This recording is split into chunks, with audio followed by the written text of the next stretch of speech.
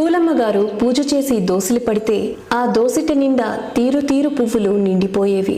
ముఖ్యంగా ఎక్కువగా గులాబీ పూలు ఆమె దోసిట నిండిపోయేవి. అందుకే భక్తులు ఆమెను గులాబీ పూలమ్మ అని పిలుచుకుంటారు.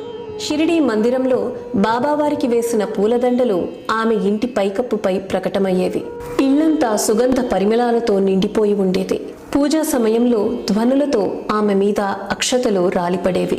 కలకండ, వెన్న, పాలకోవ, పసుపు కొమ్ములు వంటి ప్రసాదాలు అప్రయత్నంగా ఆమె చేతుల్లో ప్రకటమయ్యేవి. వాటిని బాబావారు ఎవరికి ఇమ్మంటే వారి చేతికిచ్చేవారు అమ్మగారు. ఒకసారి ఎన్నో సంవత్సరాలుగా సంతానం లేని జంట అమ్మగారి వద్దకొచ్చినప్పుడు అప్పటికప్పుడు ఆమె చేతుల్లోకి వచ్చిన 2 నిమ్మ పండ్లను ఆ దంపతులకిచ్చారు.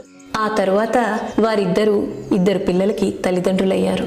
పూలమ్మ గారి వాక్శుద్ధికి తిరుగు ఉండేది కాదు. ఆమె నోటి వెంట మాట రావాలే కాని అది జరిగి తీరవలసింది.